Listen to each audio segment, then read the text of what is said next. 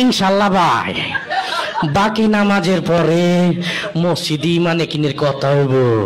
ওই মুসল্লি তোরা গলতে ববি, নাইলে কিন্তু সান্ডে মান্ডে কলজ করে দিব কয়া দিবা লাছি। তো সবাই তো ভয়ে বসে গেছে, সর্বনাশ যেই লোক এলান করছে না বসলে তো খবরই আছে। তারপরে ওই প্রথম যে ইমানের বিষয়টা, কালেমার বিষয়টা দেওয়া হলো মিশা সওদাগরকে, যে আপনি একটু কালেমার বিষয়টা আপনার মতো একটু সাজাই গুছাই বলেন। তাই মিশা সওদাগর কালেমার বিষয়টা বলতেছে এইভাবে: আমরা দু চোখে যা কিছু দেখি আর না দেখে সব আল্লাহ সৃষ্টি মাখলুক। মাখলুক কিছু করতে পারে না আল্লাহর হুকুম ছাড়া, আর আল্লাহ সব কিছু করতে পারে মাখলুক ছাড়া। তাই যাই হোক, সে তার মতো করে বলে গেল। তারপরে নামাজের বিষয়টা ডিপজলকে আবার দিল, যে আপনি একটু নামাজের বিষয়টা আপনার মতো করে বুঝাই বলেন।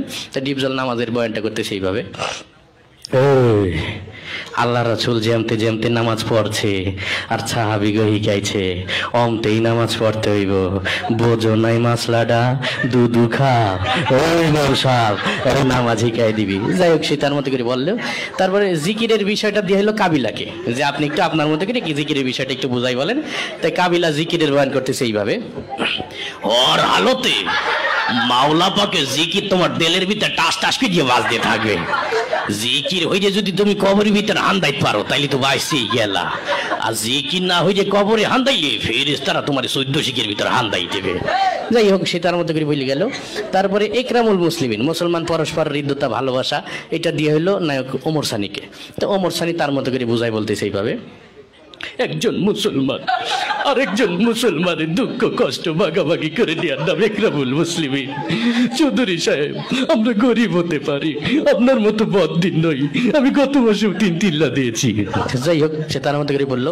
এরপরে ওই সহিনিয়ত, আমরা যা কিছু করবো একমাত্র আল্লাহকে রাজি খুশি করার জন্য করব, এটা দেওয়া হইলো নায়ক মান্নাকে। মরহুম মান্না এসে তার বয়ানটা করতেছে এইভাবে: আমরা যা কিছু করব পৃথিবীর কোনো মানুষকে খুশি করার জন্য করব না, সবকিছু আল্লাহকে রাজি খুশি করার জন্য করব। যাই হোক, সে তার মতো করে বলে গেল। এরপরে তাবলীগের বিষয়টা দেওয়া হলো নায়ক রুবেলকে।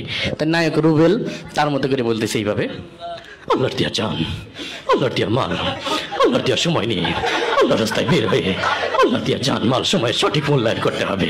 আর জেনে রাখি শয়তান, তুই যদি আল্লাহর দিয়া জান, আল্লাহর দিয়া মাল, আল্লাহর দিয়া সময় সঠিক মূল্যায়ন না করিস, তুই বেঈমান হয়ে মারা যাবি, বেঈমান হয়ে মারা যাবি।